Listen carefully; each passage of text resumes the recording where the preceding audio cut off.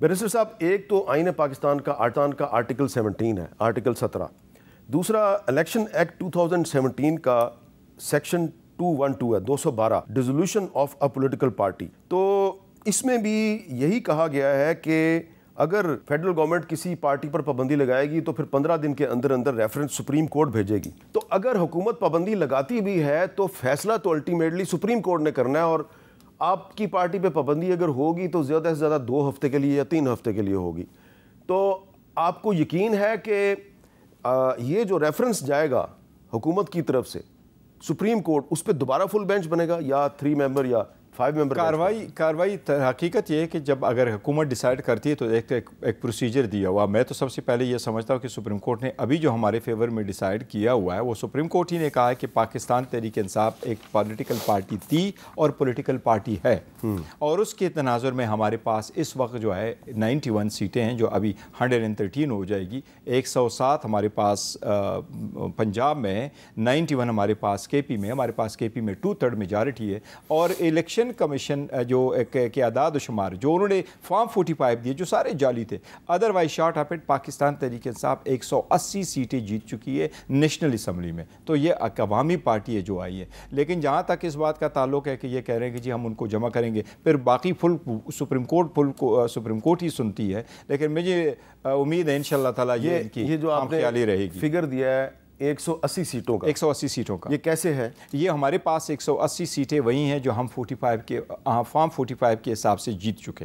ये हमारे national assembly में 180 सीट। लेकिन अगर ये सुप्रीम कोर्ट के फैसले पे इम्प्लीमेंटेशन हो जाएगी तो फिर आपकी टोटल सीटें कितनी होगी? अगर सुप्रीम कोर्ट के फैसले पे इम्प्लीमेंटेशन हो जाएगी वो तो तब होगा जब हमारी सीटें मिल जाएगी। इस वक्त हमारे जो सुप्रीम कोर्ट ने देने हैं वो सुप्रीम कोर्ट ने रिजर्व सीटों के हद तक डिसाइड किया है, और रिजर्व सीटें अभी हमें मिलेगी 3 नॉन मुस्लिम और 20 वुमेन सीट नेशनल असम्बली में मिलेगी। ये मिलकर के 23 और आ जाएगी तो हमारे पास 113-15 सीटें हो जाएगी। जो हम ज़्यादा इसके लिए ज़ोर लगा रहे हैं वो 2 रीज़न है।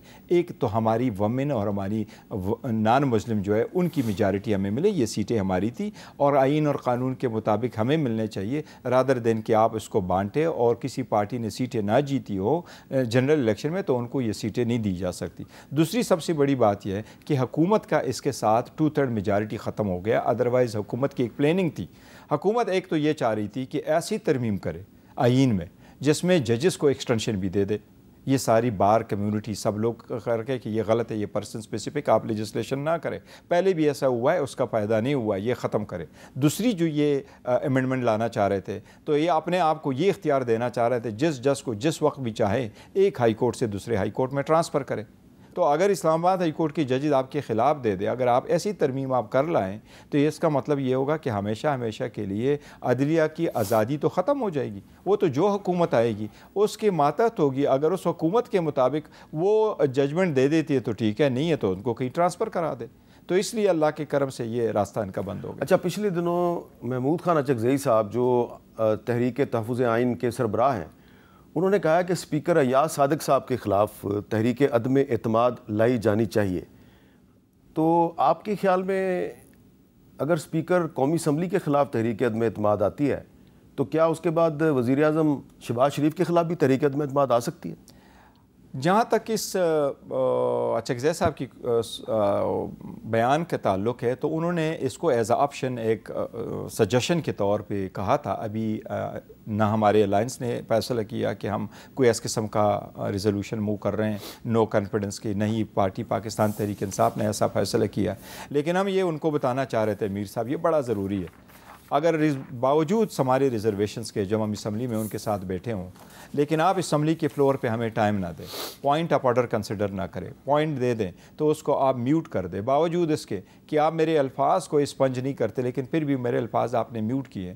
हम भी वहाँ से इलेक्ट होके आए, हमारी भी कंस्टिट्यूएंट है, वो भी पूछ रहे हैं, पूरे पाकिस्तान सुन रहा है इसको, तो हमारी आवाज़ों को दबा के हम समझते हैं कि ये हमारे रोल को आप लिमिट कर रहे हैं, ये आइन के मुताबिक नहीं है। इसलिए हमने उनको ये इस्तदा की थी। फॉर इंस्टेंस प्राइम मिनिस्टर बैठा है, मैं पॉइंट ऑफ ऑर्डर उठाना चाह रहा था और पॉइंट ऑफ ऑर्डर मैंने बाहर आकर के मीडिया के सामने किया, वो सिर्फ ये था, हम उनको कह रहे इस वक्त वज़ीर आज़म बैठे हैं, इनको मैं सिर्फ ये रिमाइंड कराना चाह रहा था कि आपसे सुप्रीम कोर्ट ने एक ऑर्डर किया हुआ है, और सुप्रीम कोर्ट का ऑर्डर ये है कि आपके प्रेडिसेसर सही, लेकिन ये ऑर्डर यही था कि आप अंडरटेकिंग दी, किसी को उठाया नहीं जाएगा। क्या वज़ीर आज़म का फ़र्ज़ नहीं बनता कि वो और डिफेंस मिनिस्टर, इंटीरियर मिनिस्टर साहब तो कभी आते नहीं हैं, लेकिन क्या उनका ये राइट नहीं बनता, इस पार्लियामान का इस्तिकाक मजरू होगा अगर वो बयान तक ना दे कि यस उसका क्या हुआ और पाकिस्तान के शहरियों को क्यों उठाया जा रहा है। तो ये तो लाजिम था, अगर उस पॉइंट पे भी बोलना ना दे तो इसलिए इसको तो वज़ीर आज़म साहब के बारे में तहरीक अदम-ए-एतमाद की असद कैसर साहब भी बात कर रहे हैं, लेकिन आपके ख्याल में फ़िलहाल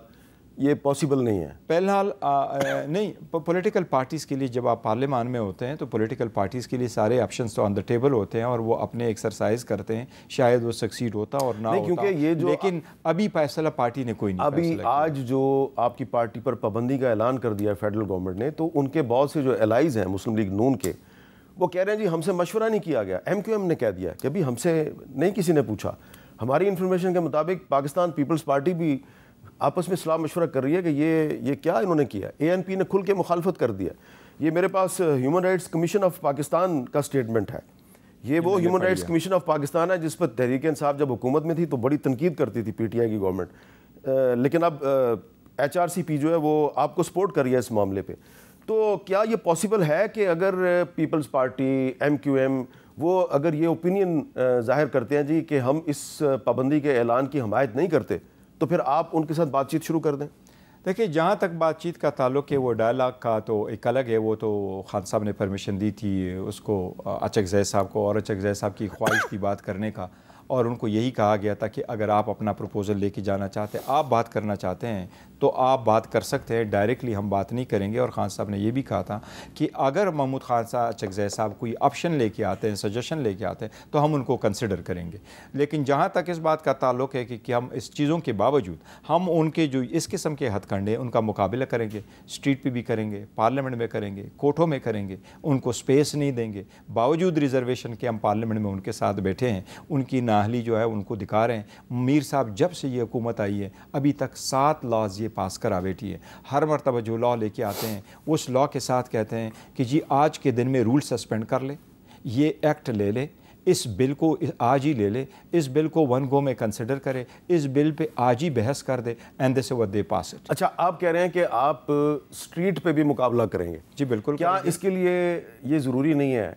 ये मैं आप सवाल कर रहा हूँ बैरिस्टर गौहर खान, चेयरमैन पाकिस्तान तहरीक इंसाफ। बिल्कुल सही। आप कह रहे हैं हम स्ट्रीट पे भी हुकूमत का मुकाबला करेंगे। क्या स्ट्रीट पे मुकाबला करने के लिए ये ज़रूरी नहीं है कि पाकिस्तान तहरीक इंसाफ की सफ़ों में यूनिटी नज़र आए, जो कि नज़र नहीं आती? मीर साहब आप सही कह रहे हैं, लेकिन मैं समझता हूँ कि पार्टी में यूनिटी ज़रूर है, इख्तिलाफ राय होता है और हमारी पार्टी में बहुत फ्रीडम है। हम किंग पार्टी नहीं है, डिक्टेटोरियल हमारा अप्रोच नहीं है। जब हम कोर कमेटी की मीटिंग करते हैं, जब हम पॉलिटिकल कमेटी की मीटिंग करते हैं तो कभी किसी को शटअप कॉल नहीं देते, नहीं कहते कि इस पॉइंट पे बात करो, इस पे ना करो। ना हम में कोई वो सेट पार्टी है कि जी ये आपका चेयरमैन है तो आप लोग उठ जाएँ, नहीं। बड़े खान साहब ने ये बड़ा वर्कर पार्टी बनाया हुआ है और बेहतरीन सिस्टम हमारा बनाया है। मैं तो समटाइम सोचता हूँ आई विश के हम कोई वीडियो बना के दे दें कि लोग पॉलिटिकल पार्टी में कैसे बैठते हैं, पॉलिटिकल कमेटी में कैसे बैठते हैं, कोर कमेटी कैसे हिट करते हैं, फिर आप हमारा और इन लोगों का आप कंपेयर करवा लें कि हमारे पास एक आम ऑर्डिनरी वर्कर किस इज़्ज़त के साथ बैठे। आज अभी जब मैं आपके पास आ रहा था तो हमारे पास कितनी ज़्यादा वमेन और मुस्लिम, नॉन मुस्लिम कम्युनिटी मेरे पास आई है वो सीटों के लिए, और हम कितना डिस्कशन करते हैं, लोग किस कदर एक इंतज़ियाज़म के साथ हमारे पास आते हैं, जो बाकी पार्टी में आप देख नहीं सकते क्योंकि उनकी पार्टियों में आना बड़ा मुश्किल है। लेकिन अल्हम्दुलिल्लाह जब हम डिसाइड कर लेते हैं तो सारी पार्टी मुत्तफिक होती है। लेकिन शेर अब्दुल मरवत साहब को आपने न सिर्फ शो का नोटिस दिया बल्कि उनकी मेंबरशिप सस्पेंड कर दी, और अब वो कह रहे हैं कि मुझे इमरान खान इजाज़त दे तो मैं उनकी रहाई के लिए तहरीक चलाना चाहता हूँ। देखिए उनकी ख्वाहिशें ज़रूर, लेकिन देखो ये भी एक पार्टी का एक हिस्सा है। आप शोकाज भी देते हैं, आप पाबंदी भी लगाते हैं, और हम यही कहते चले आ रहे हैं कि जी होना ये चाहिए कि पार्टी में एक डिसिप्लिन कायम हो, और पार्टी में डिसिप्लिन कायम करना एक कमेटी का काम है। और हमारे पास है एक स्केड, हम इसको कहते हैं, एक कमेटी है हमने बनाया हुआ इस पर्पज़ के लिए कि अगर कोई पार्टी की कोई वायलेशन करे तो जो सजेस्ट करे, आज उस पर पाबंदी है, शायद कल परसों ना हो, लेकिन ये एक तरीक़ेकार है पार्टियों में। अब ये बताएँ आखिर में कि आपको रिज़र्व सीटें मिल रही हैं, तो जो नॉन मुस्लिम है उसका तो फ़ैसला आपने करना है, लेकिन आपकी पार्टी के अंदर डिस्कशन चल रही है कि जो ख़वातीन की जो रिज़र्व सीटें हैं ये उन ख़वातीन को मिलनी चाहिए, उनको प्रायोरिटी देनी चाहिए जिन्होंने पिछले 1-1.5 साल में कैद काटी है और बहुत कुर्बानी दी है। आपका क्या ख्याल है?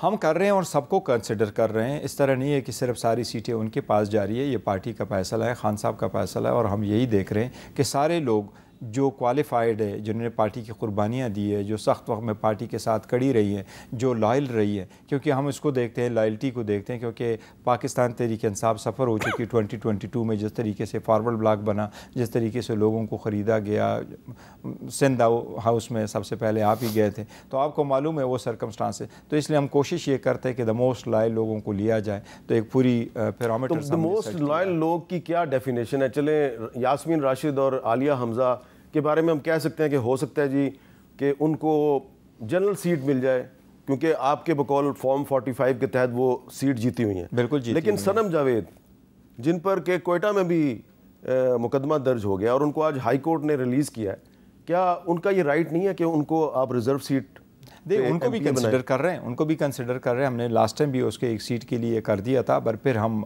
जो टिकट दे रहे थे उसी सरकमस्टांसेस के हालात को मद्देनज़र रखते हुए फिर डिसाइड को चेंज कर दिया था।